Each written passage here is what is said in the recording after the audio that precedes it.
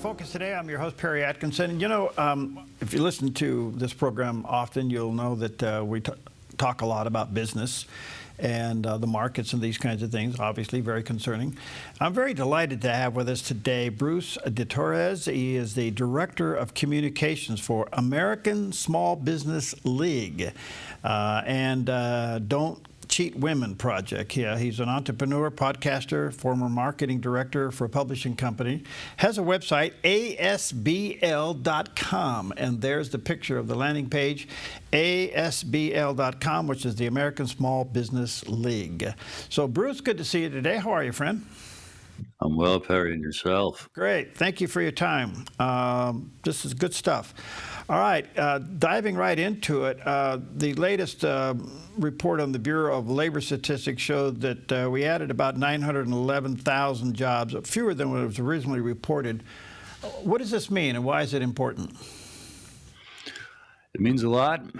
It means that the federal government is not supporting small businesses the way that it should. It's important because, Perry, we are a small business nation. A lot of people don't comprehend that basic fact. 99.9% of all businesses in America are small businesses.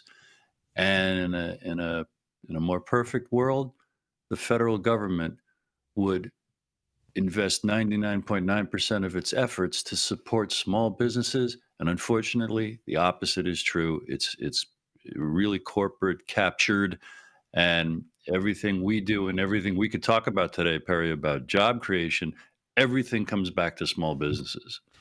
I get it. I'm a champion of it. I try to do my best to underscore this interest. My concern is the concern you have. Why don't we understand that small business is still the #1 employer in the United States?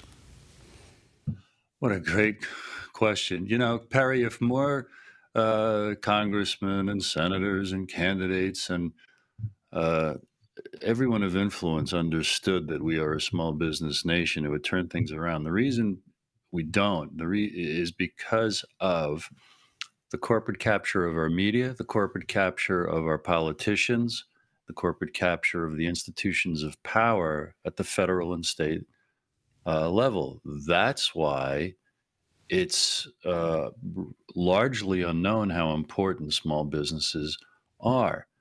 And our major thing is that there are many points that we make, but particularly it's the fact that small businesses are responsible, depending on your source, for 2/3 of all net new job creation.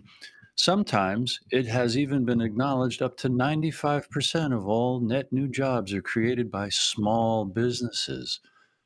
And the emphasis on the markets, the emphasis on Wall Street, the emphasis on the big billion-dollar deals with billion-dollar companies is all to hoodwink us and distract us to be thinking about the giant corporations and not understand what the federal government ought to be doing for small businesses. And that's what, I'm in the business of communicating. Yeah, no, I get it. Can we include in small businesses small farmers? Well, absolutely. And I know I was on your show a few months ago, and I think that's your background, right? Is that a little bit? Remind me. A little bit. Okay. Remind me. Farming to broadcast, that's another story. But no, but I'm really concerned about all this, Bruce, because what's so interesting to me is that we're squeezing this group down. You add to that regulations, but what's been so interesting to me is this. When the job numbers come out on I think the first Friday of the month or second Friday, by the end of the month it's been adjusted. How can we trust these numbers? Well, it's a fair question to folks who aren't aware that that's a regular thing. That's a routine thing, I believe, going back as far as it's been measured, because improved stats and statistics get analyzed in Crunch and the Bureau of Labor Statistics. My impression is regularly. It's no new thing, but it seems to be to President Trump, and he's crying foul because of the adjustments. they get adjusted because more information rolls in over the subsequent weeks. I think they're revised maybe in real time, maybe every month they look back and revise things. I dug into that when it got, notorious a month or two ago, and it's still, in the news about, oh boy, because Trump's accusing foul, they're being mean to Republicans and me personally. But apparently they regularly revise the numbers. It doesn't seem to be the political attack that it's accused of being. As we see the consolidation, Bruce, of large businesses becoming bigger and bigger, you wonder if the monopoly rules come into play here, or is this just outside those regulations? I would have to study that to give a very specific question to a really great question of yours, Perry. Suffice to say, the administration is facilitating the momentum of decades, which is to labor on behalf of the country's biggest businesses, sometimes the world's biggest businesses, and to excite people to learn about this. Thank you for mentioning my site before. ASBL.com. The particular mission we've been on for decades, and then we have a new project, Don't Cheat Women. If I could take a minute or so, I just want to lay the foundation about these things. Yeah. The federal government is supposed to steer 23% of all federal contract dollars to small businesses. And the SBA, Small Business Administration, is responsible for that.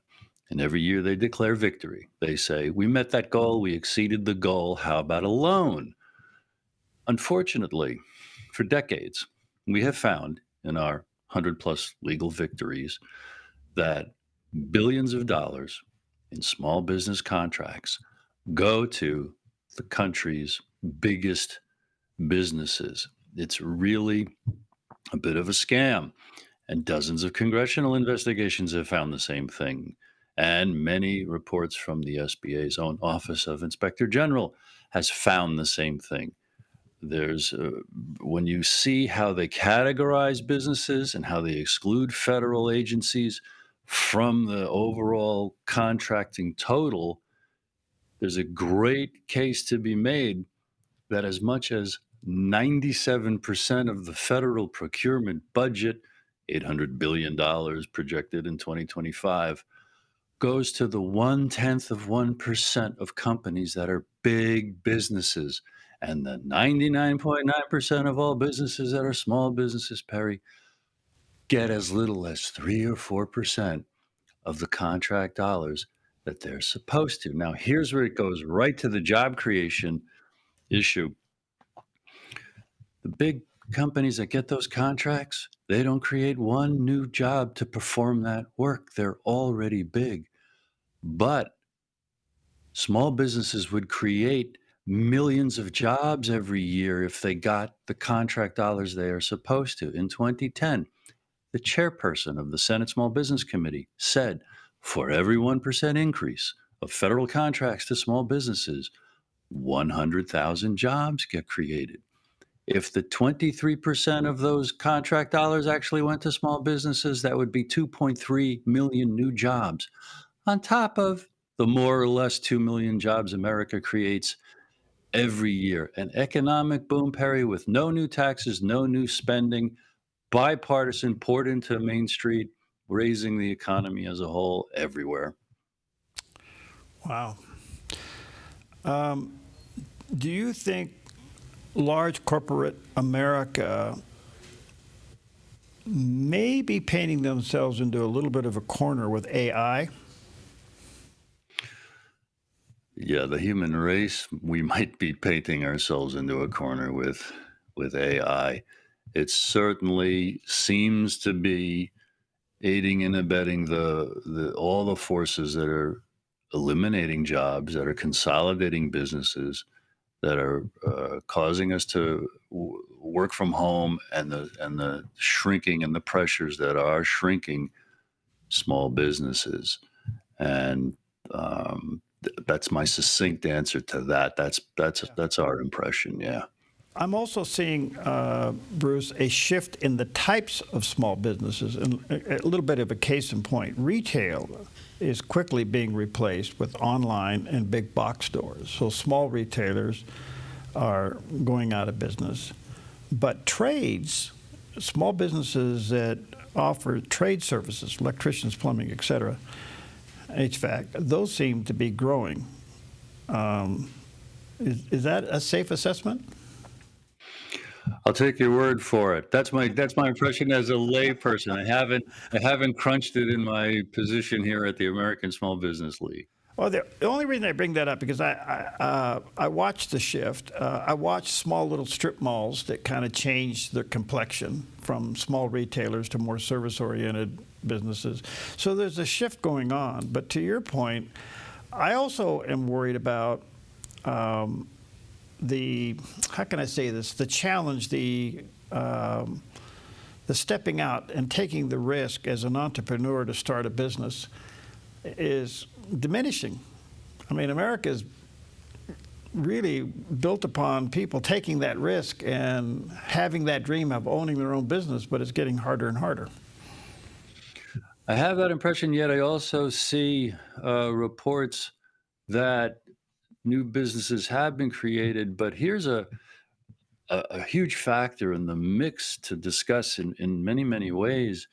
It's the fact that something like 2/3 of all businesses are solopreneurs. They are non-employer firms, meaning it's one person conducting business.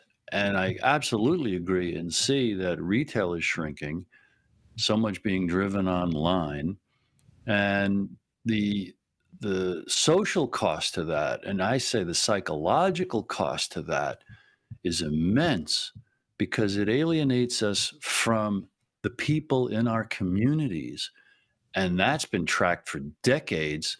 The harmful effect of our alienation from each other, as measured by folks in apartment buildings for years who have literally never met their neighbor on either side of themselves. And it tracks, or it's consistent with the measures of the despair, the depression, drug addiction, the video addiction, the porn addictions, and the suicidal ideation and attempts and actual, suicide. So everything that could, empower us to be able to live and work and trade, socialize and conduct commerce and actually buy and sell and barter or whatever is good for the human race. ASBL.com is Bruce's website. One more quick question before I got to go here. What is Don't Cheat Women? What is that project? It is a very exciting tip of the spear that introduces all these concepts to anybody. We have a great site, don'tcheatwomen.com, no apostrophe. And it's our mission to raise from 5% to 15% the federal contract dollars that ought to go to women-owned small businesses, and how that would help all small businesses and the economy in general, and a whole aspect of women's political empowerment, which follows their economic empowerment to approach political and economic fairness and equality. All right, don'tcheatwomen.com. Check that out. Check out Bruce's main website, American Small Business League, which is ASBL.com. Good to see you, friend. Stay in the fight. We need you there. Thank you so much. All right, good to see you.